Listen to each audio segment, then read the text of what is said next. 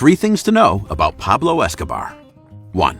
His colossal fortune. In the early 1900s, Pablo Escobar was one of the richest men on the planet. As head of the Medellin cartel, he became the largest cocaine supplier to the United States, holding an 80% share of the American market. Every day, 15 tons of drugs crossed the borders, and $60 million went directly into Pablo Escobar's pockets. His business was so prosperous that he spent $2,500 per month just on rubber bands to bundle his cash. In total, the cocaine kingpin is believed to have amassed a net worth of $30 billion throughout his criminal career. That amount would be equivalent to $59 billion today, which is comparable to the GDP of Uruguay. The money was coming in so fast that it was impossible for him to launder or spend it all. The solution? Hide these immense stacks of treasure wherever he could. In safes, warehouses, underground, in walls, and even under his bed. In fact, by keeping his fortune stored in this manner, Escobar would lose up to 10% of his income, damaged by rain or eaten by rats. The cocaine king had become so rich that he completely lost the sense of money, like the day he supposedly burned $2 million to warm up his cold daughter. Just like that. But, well, all of this is just a small aspect of his colossal fortune. In terms of real estate, he also owned an island in the Caribbean, artworks, and hundreds of houses, including the most famous one, Hacienda Nápoles, near Medellin, a 7.5 square mile ranch with luxury cars, private airport, a karting track, but most notably, a complete zoo with giraffes, elephants, and hippopotamuses. 2. The master of evasion. In the 1980s, Pablo Escobar was the public enemy #1 of the United States and Colombia, as both countries declared total war on drug trafficking.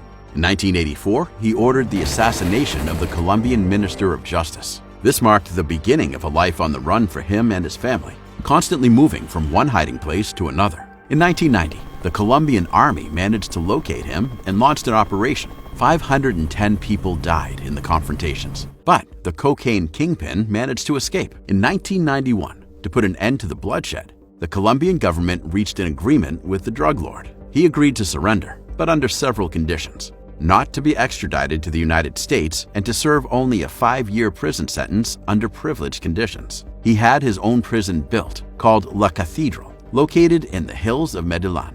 Well, in reality, as you might have guessed, it was anything but a prison. It had a football field, a bar, a jacuzzi. He received women, ate lobsters, and, of course, continued the cocaine trade. But when he assassinated 2 of his associates, the government sent the army to transfer him to a real prison. However, when they arrived, the building was empty. Pablo Escobar had escaped through an underground tunnel network. That's when the real manhunt began. An elite commando entirely dedicated to his pursuit is created. And for any information, the authorities are offering 1 billion pesos. In addition to the Colombian and American armies, a paramilitary terrorist group called Los Pepes starts hunting him down with the aim of assassinating him. This war against Pablo Escobar ends on December 2nd, 1993, on the rooftops of Medellin. He is located due to a phone call made to his family.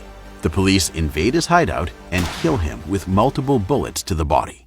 3. Colombia's Robin Hood. Despite his image as a drug lord and a bloodthirsty murderer, Pablo Escobar is actually very popular, even idolized by certain poor families in Colombia, because he uses drug money to fund various projects in their favor. He built 60 soccer fields, roads, schools, hospitals, and even a neighborhood in the slums of Medellin with over 400 houses, aptly named Escobar Neighborhood. In a newspaper article of the time, he is actually portrayed as a Robin Hood.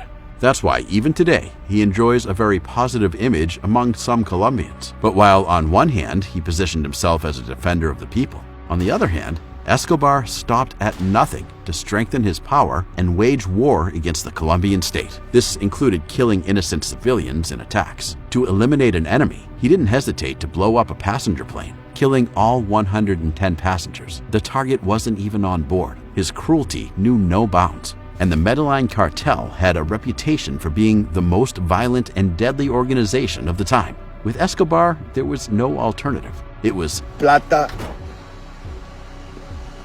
o plomo. Money or bullets.